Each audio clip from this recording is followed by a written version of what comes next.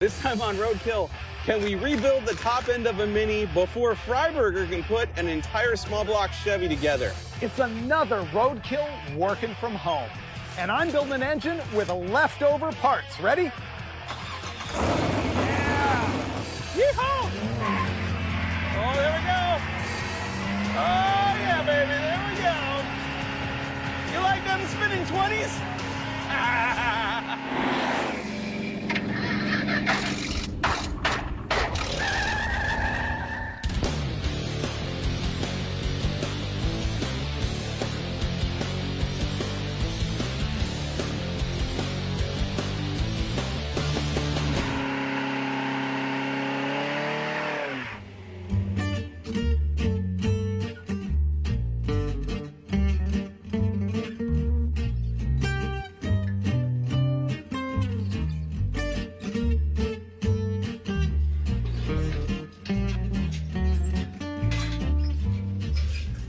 Hey, it's Freiburger here, and this is going to be the quarantine episode of Roadkill, where both Finnegan and I are completely by ourselves in our home garages.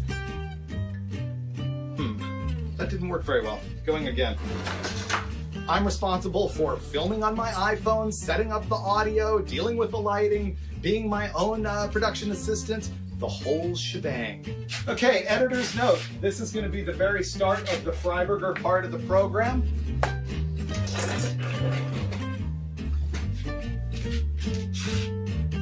Oh, I never started the audio. So forgive the quality. It's not going to be up to your normal standards. But hey, Roadkill. Oh, this is killing me.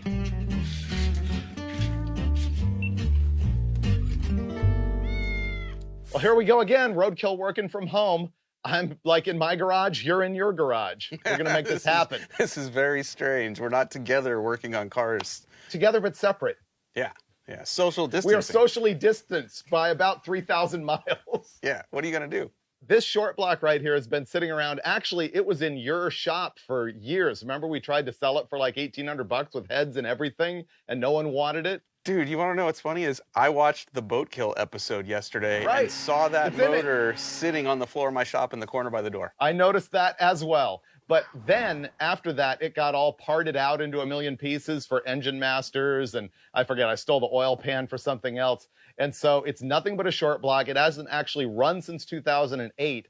And I'm going to try and make it a complete fire-upable engine using almost nothing but leftover junk from my treasure trove in my garage. Oh, you have a great garage. Like, I bet there's at least 4 or 5 different sets of heads you can choose from and 9 camshafts. Like, I have like 5 sets of heads right there. So it's pretty cool. What are you working on? Look behind me. That's not what I'm working on. That's what I have to get out of the garage to get to the project that I'm working on. Do you remember that? The blower is new? Yeah, this is the green ramp truck that I traded Big Red for. Newbern and I are just putting a supercharger on it to make me feel better about how crappy the truck is. We're going to push this outside, and then we're going to bring in the Toyota mini truck that I bought during the Trino wagon episode. We had speed parts for that with us from LC Engineering. We have a ported head, a camshaft, a header, all these parts that we can put on there and hopefully in a couple of days make this thing do burnouts again. And then this summer, maybe go back to a drag strip and see if we can do better than our 18-second quarter-mile time. Wow, that's a lot. I don't know how you're going to get that done. Newbern, he's here. Oh, okay. Then I have complete faith. Well, good luck, and I don't know, I'll check in with you tomorrow. See you tomorrow. I'm going to go degree the cam on this turd. All right, good luck.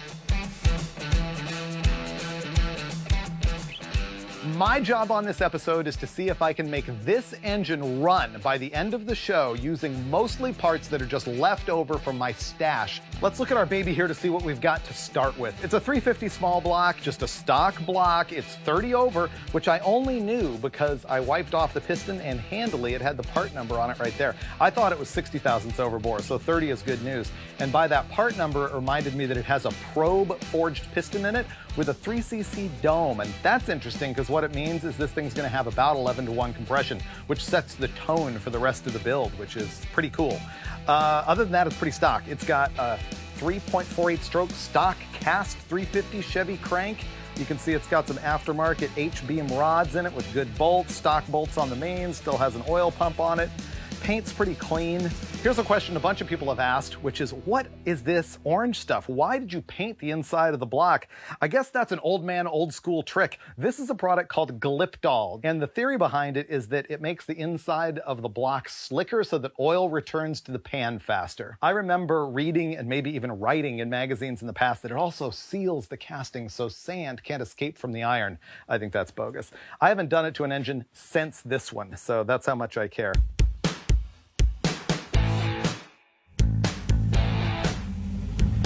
This is a 1985 Toyota, which in 85, Toyota really didn't have a name. Some people call them Hiluxes, some people call them pickups. And I bought this from my friend Alex Anderson. He sold it to me, and I had it transported to Texas, where a Cummins swap Torino wagon was waiting for Tony Angelo and I. And last year, you saw this thing go head-to-head with that wagon and win. One time. It ran 18 flat, I think at 68 miles an hour, Dang. something like that in the quarter mile. And we're going to try to improve upon that today. How much power is all these upgrades supposed to give us here? I think this thing will make about 140, 150 horsepower. So 50% more power. I legit don't know what's the intake and what's the exhaust. This must be the exhaust, right? All right, we have a medium lift cam and a ported cylinder head from LC Engineering going on our hot rod mini truck. And we don't know which side is the intake or the exhaust. But I'm sure if we stare at it long enough and play detective, we'll figure it out. So near as I can tell, there are only 3 aftermarket parts on this engine. It's got a Hedman header, an LC Engineering recurved distributor, and dual Weber carburetors. The rest of this thing is stock. The carburetors are definitely loose. That's the vacuum leak right there. Everything is loose. I just unbolted it from the head, and I'm now taking it out of the truck. I never touched this hardware. There just weren't any nuts on it, so. Ugh, dude. Hey. That is sludge mixed with... Let's just call it condensation. I don't want to call it water. It's a lot of condensation. Look at that, dude. The chocolate milkshake. Guess what? We roadkilled the Yoda. Bad news is we forgot to push the button on the camera the whole time. Oh, man. There's no footage. This looks remarkably easy, right? I think the rocker stand bolts are the head bolts. So it's just disconnect the bolt here to get the timing chain gear off. And then I think rockers come off, cam comes out, and then, dude, the head comes out.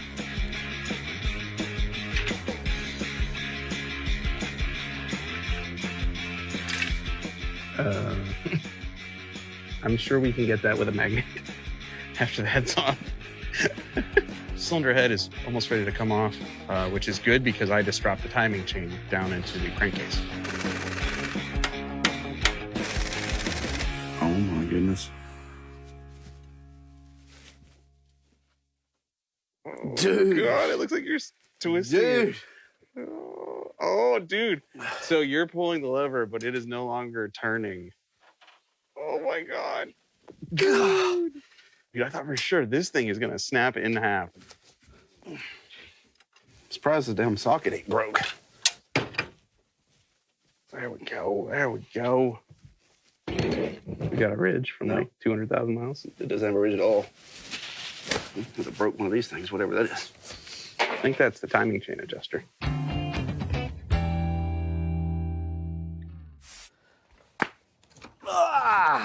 Man, it's finally an awesome day. I'm gonna roll this 350 outside and clean it up.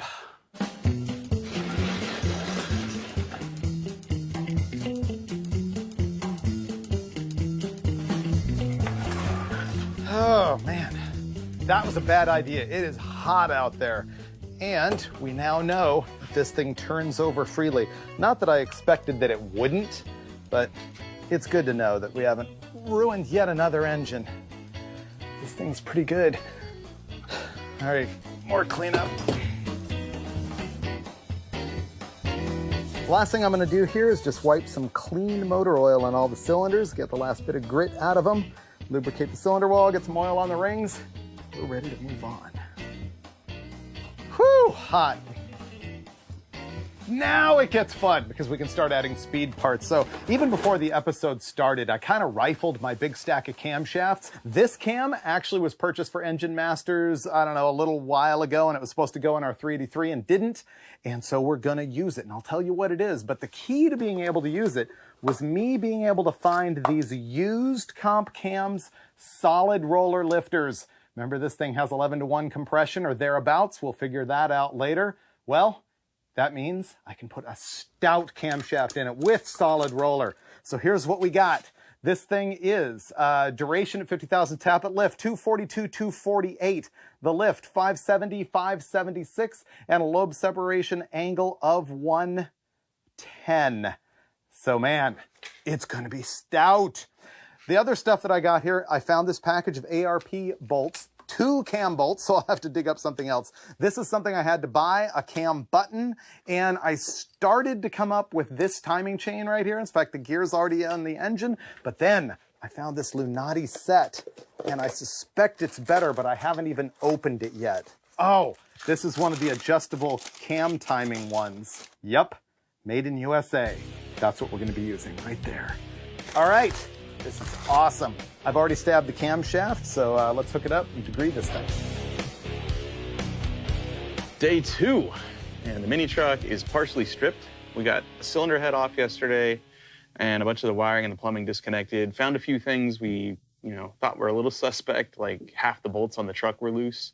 Today, though, we have to get the radiator out and the front accessories off the front of the motor to get the timing cover off so that we can change the timing set, which, like I said yesterday, I dropped the chain in there anyway, so we needed a way to get it out. So it's probably a good idea we're changing it. Let's go.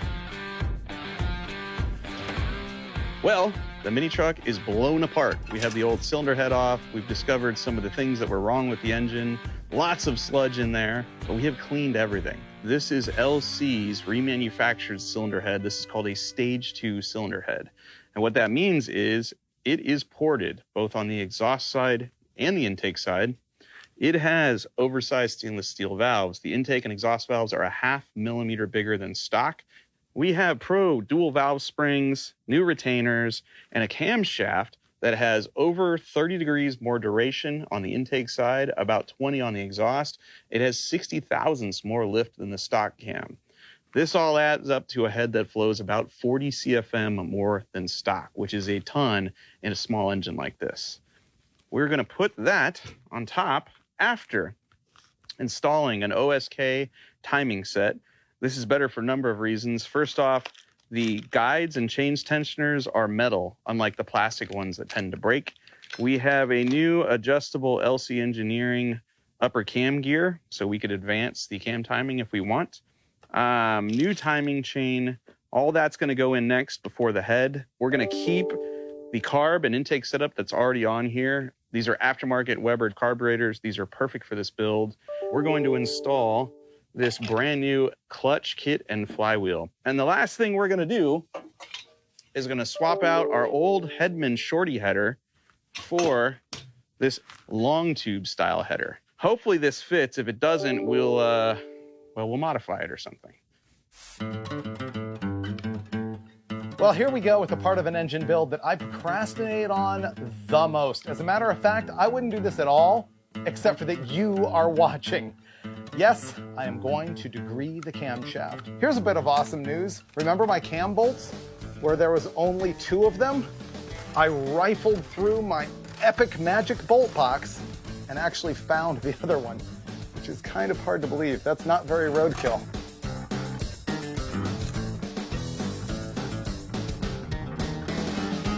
I've been fiddling for about 45 minutes with this tool, trying to make it work, and it's not going to happen. I've been trying to get this magnetic base all aligned on here and get that stick to ride right on the top of the lifter right there, and it just doesn't work. I got to tell you, my temptation was to give up and use the regular old timing chain, line up the dots, but instead, I'm going to dulcich it out. And what that means is figuring out how to make this work with the junk I've got laying around.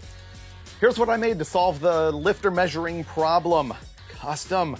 So here's the solid roller lifter. Here's a socket that I had to grind with the bench grinder in order to perfectly stand up straight when it pulled up against this part of the lifter.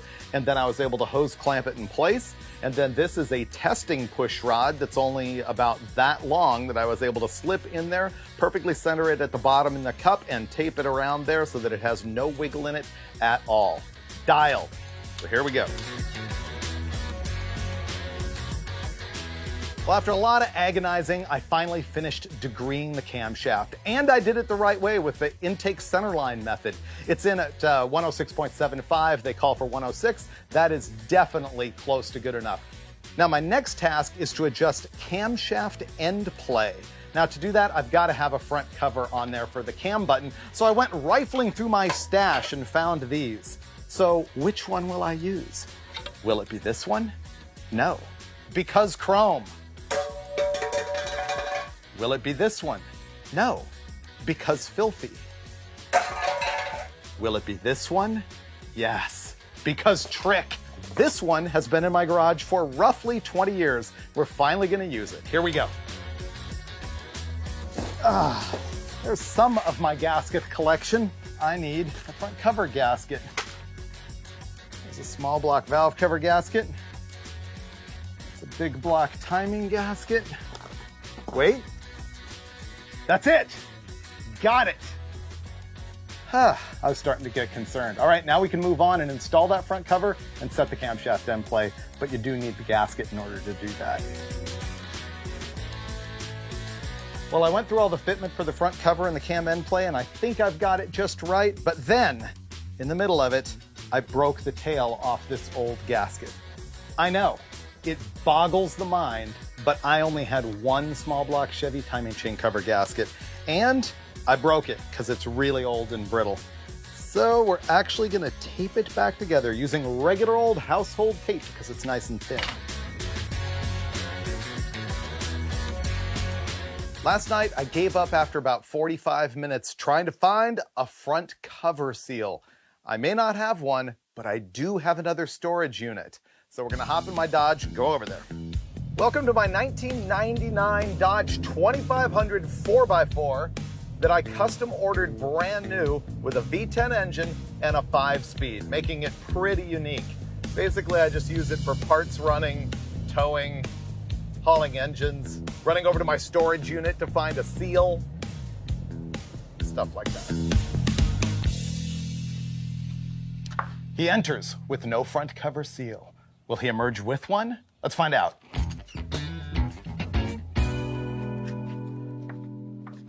Boom! All kinds of stuff.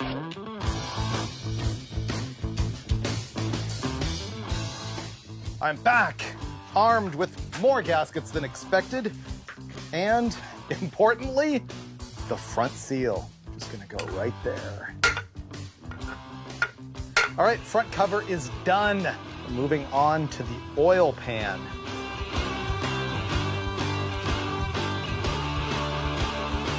The pan's all cleaned up. I found some fasteners after rifling through an old box over there, and I'm finally ready to install this. I can't wait. It's gonna be a short block, right now.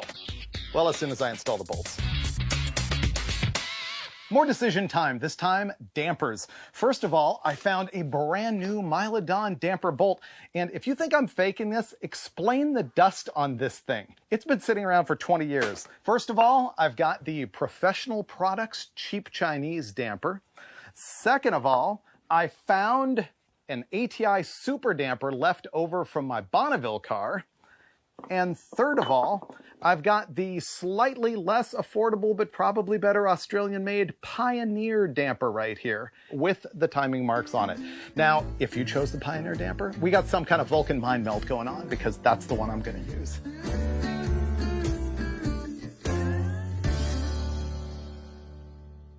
Say hi to Newbert. Hey, Dave. Ooh, I see cylinder heads. Oh, yeah, I got plenty of heads. I'm a little bit behind schedule, though. Oh, me too. That's great. It's perfect. I've done nothing but clean and disassemble and acquaint myself with the mini truck. It's been nonstop, like oh, look, there's not a single nut holding the collector to the downpipe of the header. Or, hey, the carburetors were falling off, and that's why it had a vacuum leak. It's been amazing, let me tell you. So it's roadkill, even though it's work from home roadkill. The thing that's been slowing me down like crazy is actually having to shoot everything on the phone by myself. Like all of these lights and everything that we've got going on, all of the tripods, and I'm basically working in the space of a one-car garage. And so, look, I have to set all that stuff up every time, shoot all the B-roll and everything, but at least there's my engine. It's got a front cover, it's got a cam, it's degreed, it's got a damper, it's got the oil pan. So I'm working on cylinder heads now. I'm going to change valve springs and stuff.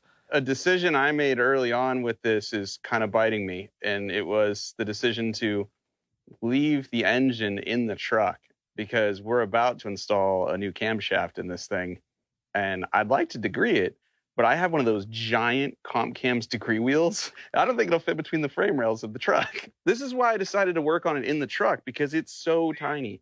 Let me tell you what I swore was going to happen, which was you guys were going to be way ahead because you've got two guys working on it, and you were going to call me and look at my engine and say, what, you don't have that thing running yet? But I think you got no room for that kind of statement at this point. When I first saw the small block today, I thought, wow, he only got the timing cover put on it. Perfect. All right, well, good luck to you guys. I guess we're going to be doing some of the same stuff. At this point, I think it's a race. I'm going to have heads on my junk tonight, and I've got twice as many of them. Okay, so race is on then. We will give it our best shot. Well, my engine test stand arrived today, and apparently it needs to be completely assembled, so that's going to back me up a little bit. But I'm on track, so I guess we'll see you guys in a few days, and I hope I'm firing the thing up when I see you next. All right, good luck. They say timing is everything, and we're going to attempt to the best of our ability here in the garage to get the timing between the crankshaft and the camshaft perfect. And the key to all that, or at least the first step, is to put the engine at top dead center on the number 1 cylinder. Is it going to clear the alternator? By a little bit, it looks like it will. We just found top dead center on the motor, use a degree wheel, the whole deal, so we know it's accurate, and about ready to start putting our new timing set in. It's got a hydraulic chain tensioner right here, and that bolts to the front of the block here, and when we removed it to install the new one, just sludge started coming out of the engine again. Not everything has gone right. First off, we found sludge in the valve cover, and then we found sludge in the motor. And we were wondering why that was until we pulled the head off and saw the head gasket, and the head gasket was not happy. 2 of the head bolts didn't want to come out because they weren't happy. These go right between 2 exhaust ports. That's where the head gasket was blown. Who knows how many miles? These were getting superheated and the threads are wasted. Ordered head bolts, those won't be here for another day and a half, so we're kind of stuck there. Then we're like, we'll move on to something else. And it was at that moment we noticed there is not quite radiating the way it should be, probably because, I don't know, that shouldn't just fall out like that. Now we need a radiator. So I think today, when my kids aren't making a lot of noise upstairs, we'll put a clutch in. That's about all we can do at this point. And the clutch is going to go, it's just going to fall in. Like I'm going to take it, I'm going to go like that. It's going to be fine. Trust me.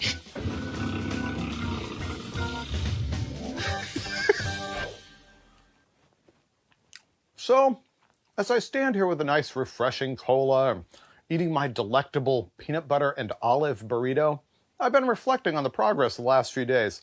So, I've been working on this for 4 days on what is arguably a 1.5 to 2 day job if you didn't have to be the cameraman and the gaffer and the production assistant and the director and all those other things.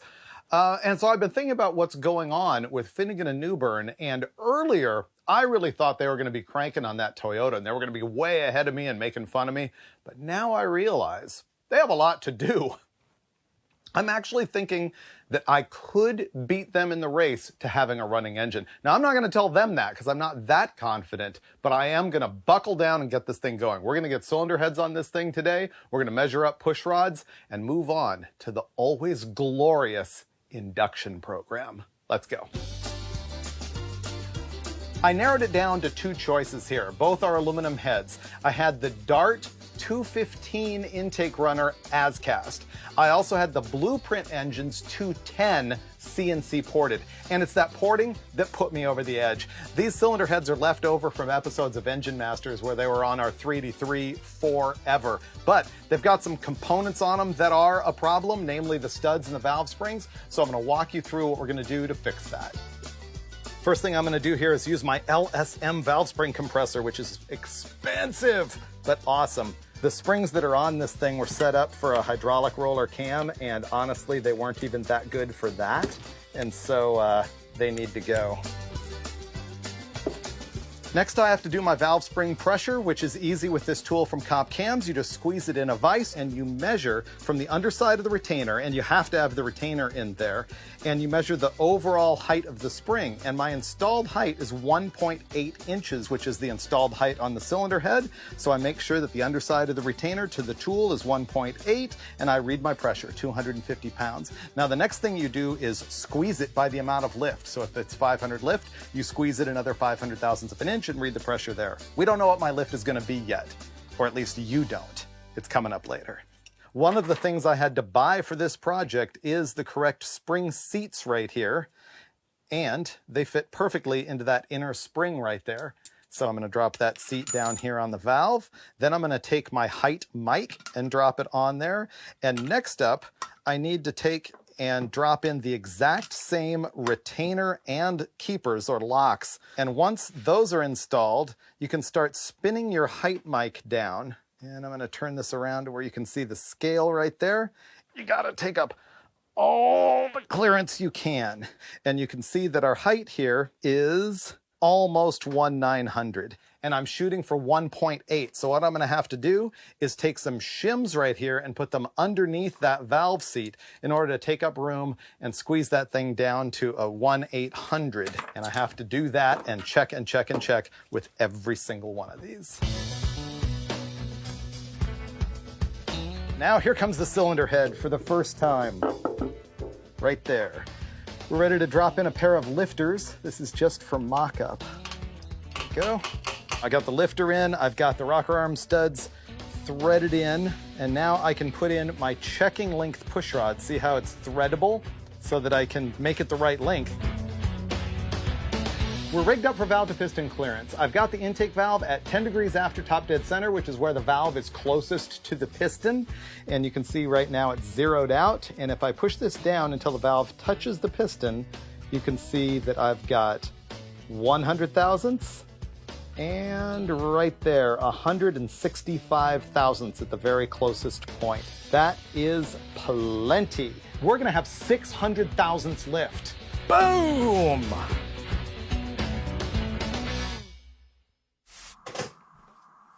Good news, we got a tap. Yeah, this thing was hard to get.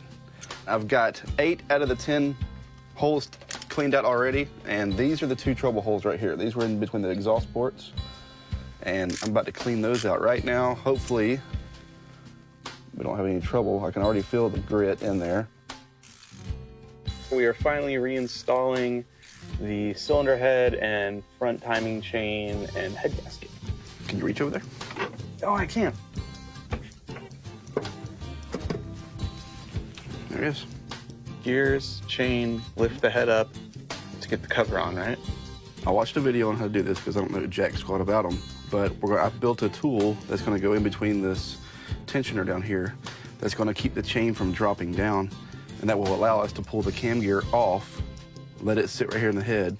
We're going to pull the head up 1/4 of an inch, put the timing cover on, let the head drop back down, put the timing gear back on, and then move the spacer and pull out the tool, and you're good. All right, I have spacer. I'll get spacer. Here's our piece of Teflon. You lift the head and the gasket, right? There we go. Okay. Gaskets are in, timing chain is in, timing cover is going on right now. And as soon as the cover is bolted snugly down, we'll pull the tool out and drop the head down. This feels like progress. I believe so. Yeah. I feel good about it. Now we can start putting everything in.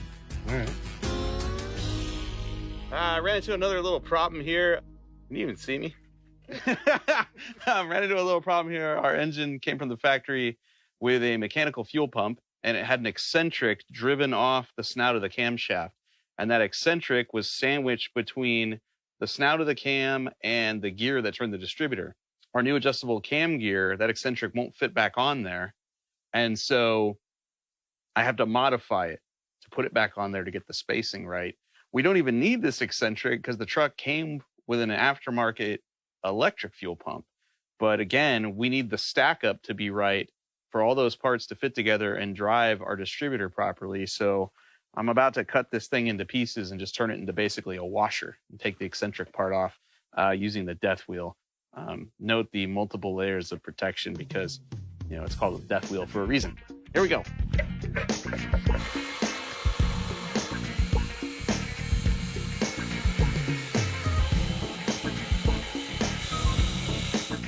I'll grind that flat with the flap disc. I'll round this with a disc sander, and we'll be good to go. That looked great, dude. That's not bad, right? Show the people at home how good that looks. Like, you did a really good job on that. Well, thank you.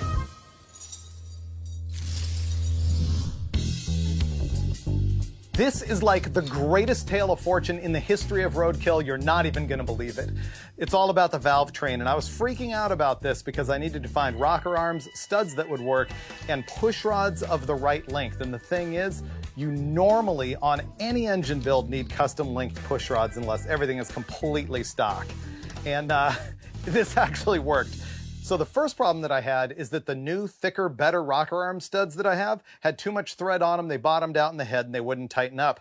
Fortunately, I was able to find 16 hardened washers of the very same thickness to be able to go under them right there. Now, the dilemma that that brings about is that those washers are raising up that rocker arm stud so that it also raises the rocker arm and makes it less likely that I'm gonna find a push rod that'll work. So I got a 1:5 ratio rocker and I went in there with my adjustable length push rod and I found exactly what I needed. And then I made a giant discovery, a box of used 1.65-to-1 rocker arms. Unbelievable that I had that, unbelievable that I've got the valve to piston clearance for it, but then I went looking and I found push rods that were 8 inches long that ended up working perfectly with that and giving me a pattern on the end of the valve exactly like what I needed. So in the end, everything comes out hunky-dory. I know you guys don't even believe me that all this stuff's just sitting around and falling together like this, but trust me, it's been here forever and it is falling together into an engine. Now that I've figured out how to make all the magic happen, it's time to work. I'm gonna have to clean and torque in all of the pushrod guide plates and studs, aligning the rocker arms on the tips of the valves, and clean up all the rocker arms, install all the lifters, install all the push rods, and then lash all the valves. It's gonna be a while, but man, home stretch.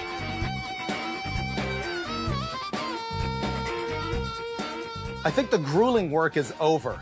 I've got all of the valves lashed. This thing is a long block ready for the trick, intake manifold and valve covers. That part's gonna be fun. Wait for it. But first, I want to pre-lube this thing and make sure it has oil pressure and that oil's getting up to the rocker arms.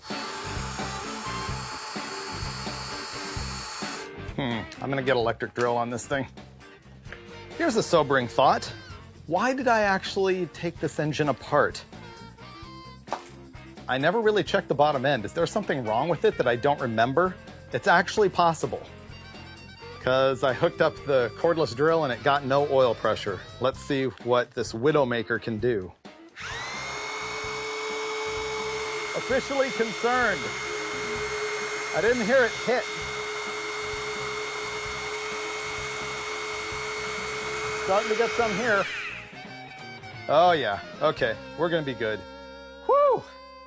Director Brad just called me and warned me that Finnegan and Newbern are going to be calling me for a video conference soon. Unfortunately, they have to give us warning on that because those guys have to like set up the video conference recording and all this stuff. But apparently they're having some kind of trouble with the truck. I don't know exactly what. So what I want to do is set it all up in here to make it look like I'm done. So I'm going to move all these movie lights out of the way, roll the engine over there, and mock it up with an intake and valve covers for the first time. Haha. Complete. Okay, I think that worked pretty good. I think those guys might believe me if I wipe that thing off. Hey guys, what's going on? Oh, the usual, you know, parts that don't fit. Bought a truck with a blown head gasket again. Imagine that. No. Let me show you. Yeah, this is good. You'll like this. The first clue that we might have a problem was the sludge-filled valve cover.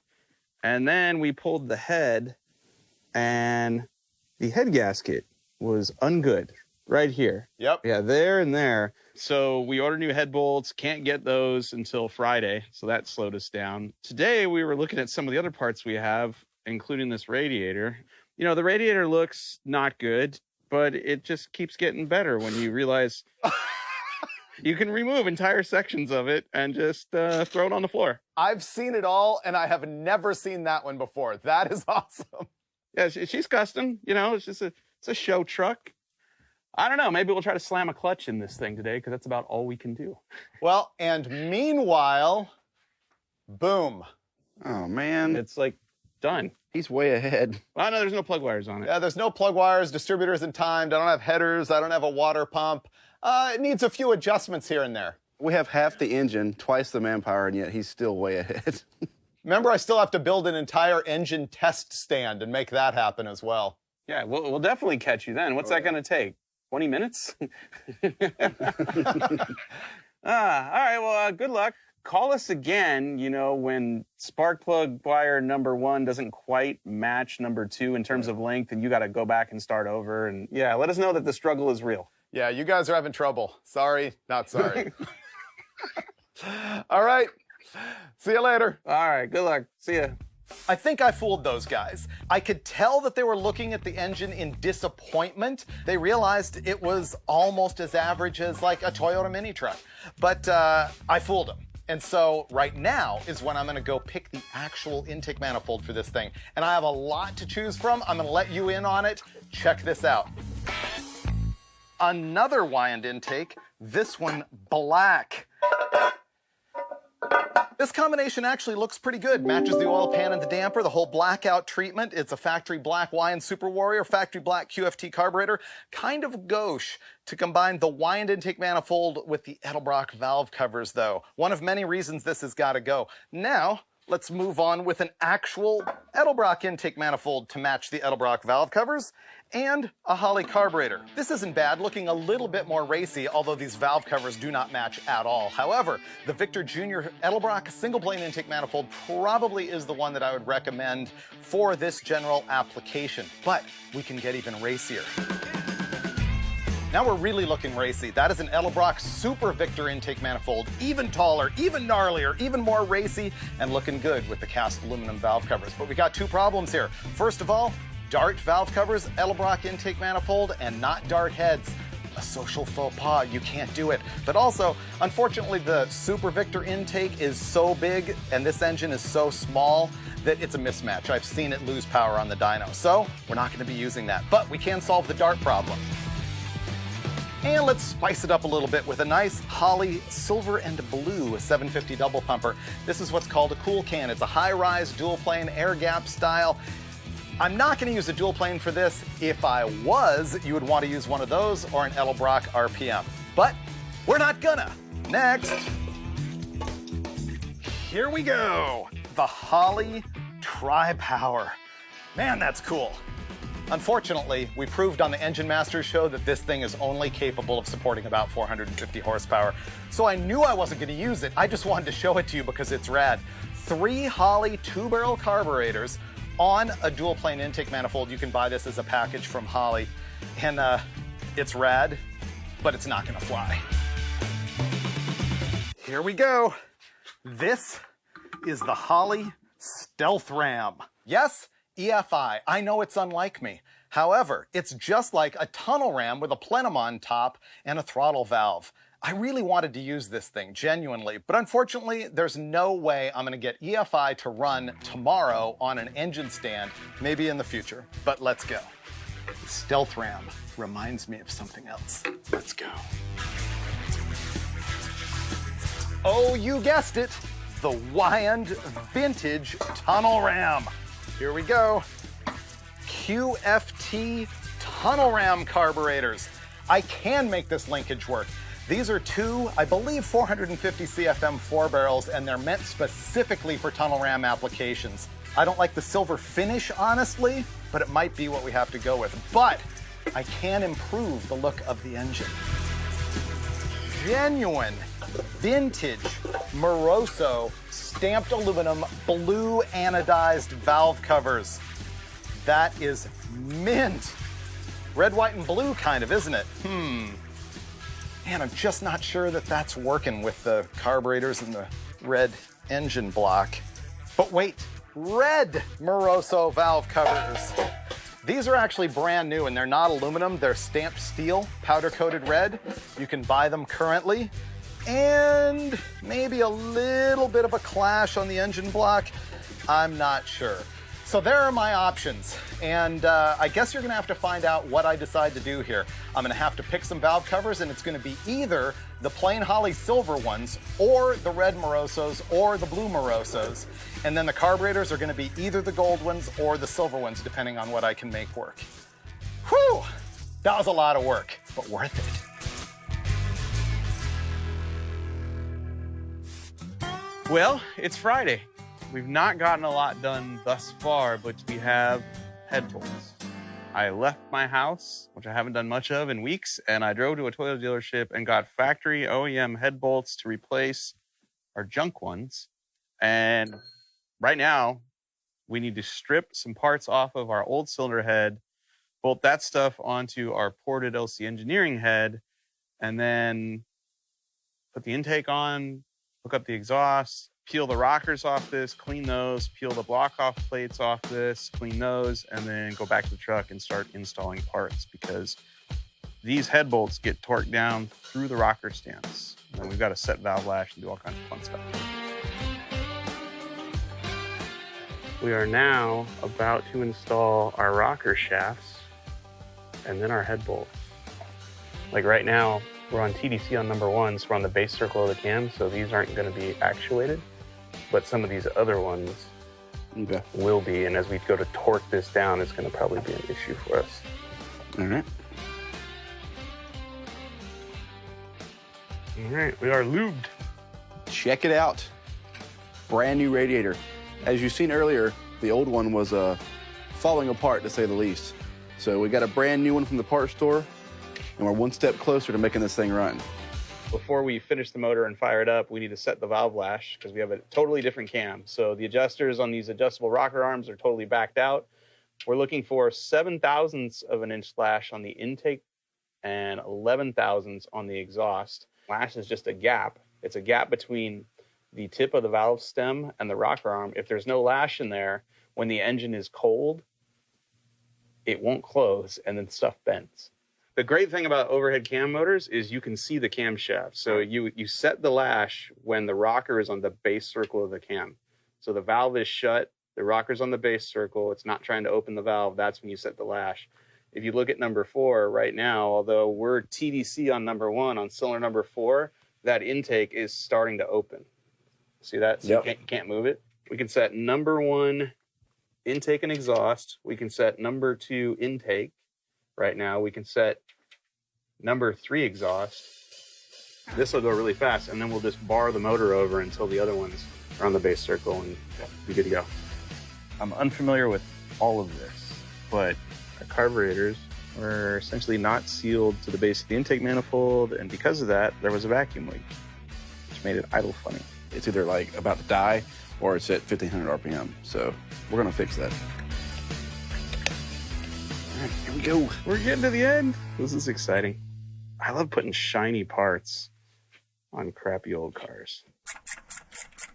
Put it on TDC on number 1, stab the distributor, put the valve cover on, hook up radiator hose, fluids, install the header, Fire it up. break it in. What? Yeah.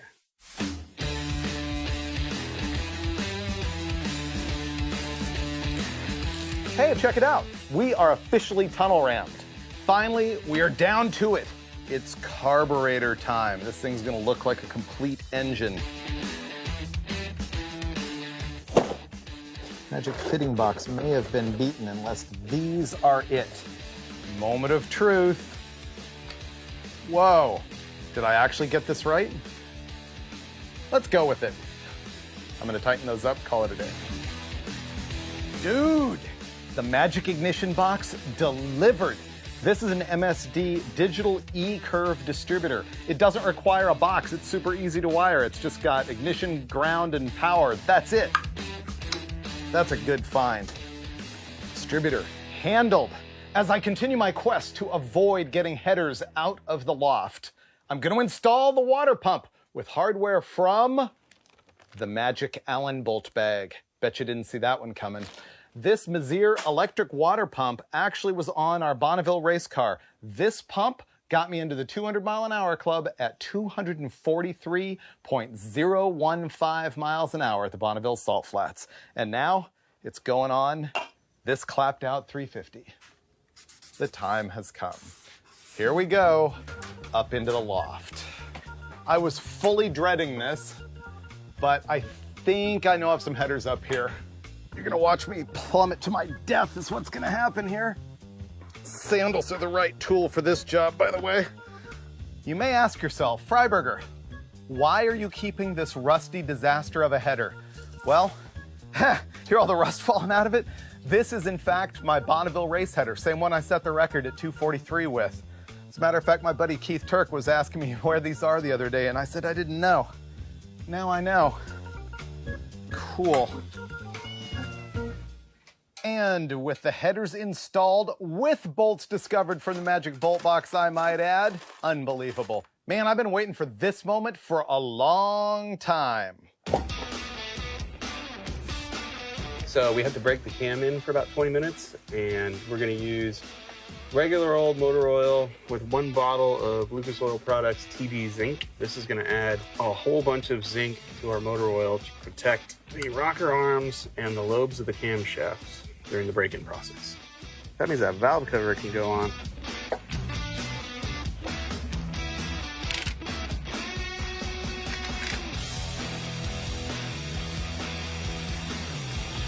It's like a brand new truck.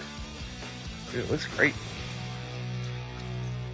So right now I'm gonna take the exhaust that was on the truck with our mid-length header, take it loose because it's in the way because we have an awesome new long tube header. Fire this baby up. Like television magic. I'd help you, but I'm holding a camera right now.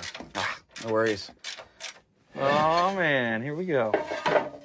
It didn't work too good. I guess probably because it really wasn't hooked up to anything. Yeah, it'd probably help. Ooh. Look how cute. Oh, dude, it's coated. It's nice. I mean, for what it is, it's really nice. Dude, it's really nice. Look at it. It's TIG welded. Yeah. Look how thick the flange is. Yeah. Does it hang down below the frame Oh, yeah. I didn't even think about that. of our airbagged mini truck? That's the question. Barely touching the frame rail. After we already smashed the tube, it's still touching. So if we had a normal truck, we wouldn't have to do this. This truck has been modified, and an extra brace is in the chassis for the airbag, and that's what the header is hitting right now. If the truck was stock, the header would fit perfect, but mini truck.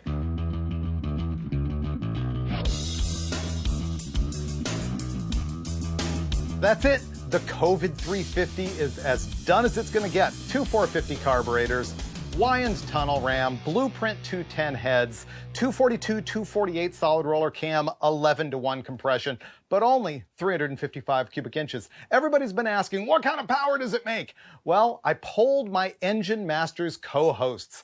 Independently, I asked Steve Dulcich, Steve Brule, and myself to guess what kind of power it was going to make. Every one of us picked either 6,500 or 6,600 RPM as the peak power point. Dulcich guessed 475 horsepower, Brule said 485, and I said 490. And we're pretty good at this, so that's probably in the neighborhood. But will it run at all? Well, that's the big question. I gotta run outside and build an engine test stand, hang it on there, and get this thing going either before or concurrently with Dave and Mike making their Toyota run. Not the first fire up. We're just going to prime the motor right now. We're getting close to starting it. You want to check for fuel leaks? I don't see any. Crank her over.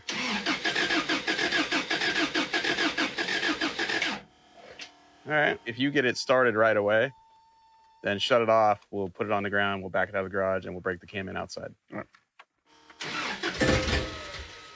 right, it's going to run. Wow. It fired right up. We got the timing really close. So let's get it on the ground and go outside. Do the honor.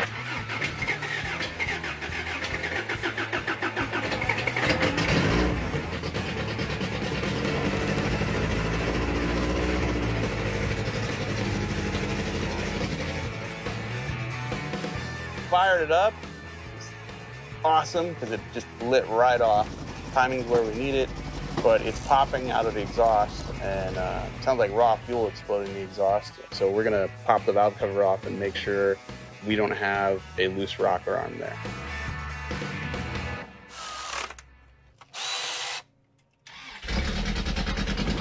These screws on the front carb didn't do anything. The back ones, if you screw them in, the engine slows down. But the popping went away. Yeah. There it goes, right?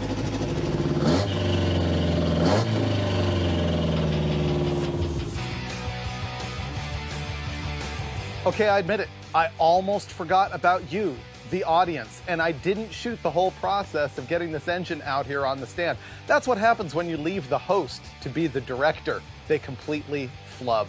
But here's the whole backstory.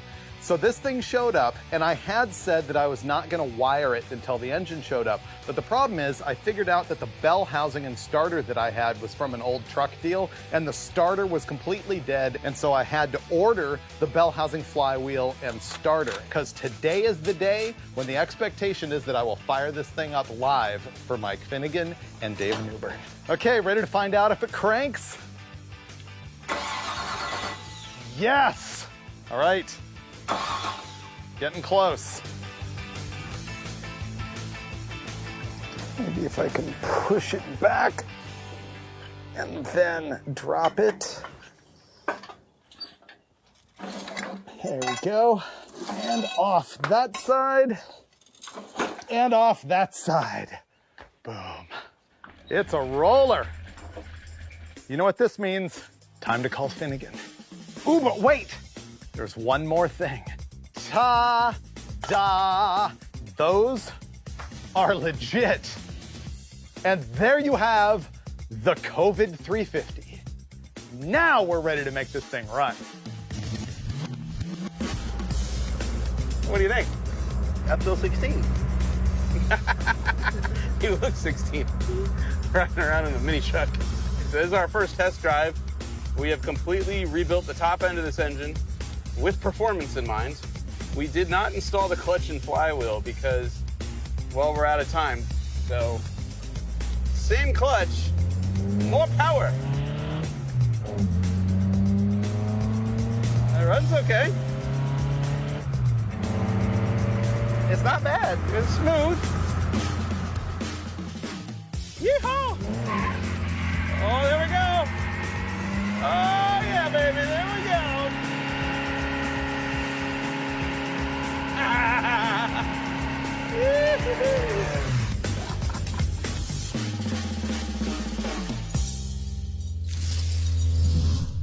Dudes, how'd it go? We got roadkill. Really? Yeah, the parts were great. The stock motor, not so great. Blown head gasket, head bolts that didn't want to come out. It was a mess. And ultimately, we did rebuild the top end of our motor before you did the top end of your motor, and we went out and did a burnout in it, and then immediately after the burnout, which ripped, by the way, it started misfiring and running poorly. And so, although it runs, it's unhappy. I see. Okay, well, you had twice as many people and half as many cylinder heads, so I don't feel that bad. You ready to see what I made happen? Yes, sir. Okay, so you saw this engine when I first put it together, and it was nothing like this. Oh, hey now. Wait a minute. Yeah, that was a short block when we saw it. It had a single 4-barrel back then. It did not have tunnel ram, velocity stacks, Moroso valve covers, all the swanky stuff. Wow. He tricked us. Dude, I like it a lot. I do. You want to see ours? Oh, yeah, for sure. Of course, what I'm thinking is we need to put this engine in your truck. It'll probably be a lot better. Yes. The tunnel ram would look great through the hood of this. So there it is. Side draft carburetors. Wire harness sitting on the tire. You don't get that anywhere else. That was the wire harness sitting on the tire. I see that. Because mini truck. It might start. You want to hear it? Yeah.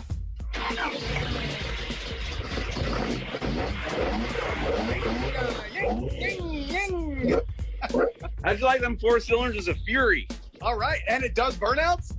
Oh, it does wicked burnouts now. Oh, I'll Yeah. have to wait for the episode to see that, I guess. Yeah, the one-wheel appeal is on point, my friend. All right. You'd love it. Ready to see it run? Kind of nice. Yes, you have redeemed yourself. So whenever you're ready, just go ahead. Fire it, please. Here we go. Squirting gas.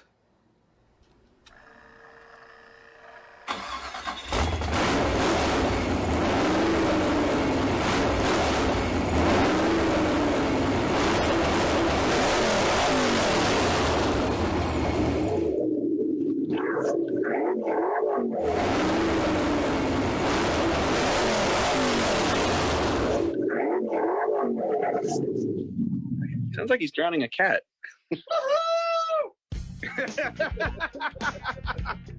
I've never seen someone so happy to drown a cat before. I bet it was awesome. The internet audio was really bad. I can tell. Really bad. Yeah, I can tell it. Yeah, internet audio is probably terrible, but it runs good. I'm pretty happy. Yeah, dude, I like it a lot. So we were both completely victorious in different ways. It just took me much longer.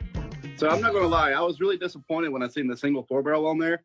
I was like, all those cool intakes and stuff he has, I was like, come on, you can do better than that. That makes me happy right there. I figured. So whenever you're ready, just ship that thing on over to Georgia, and we'll find a home for it. All right. Later. Later.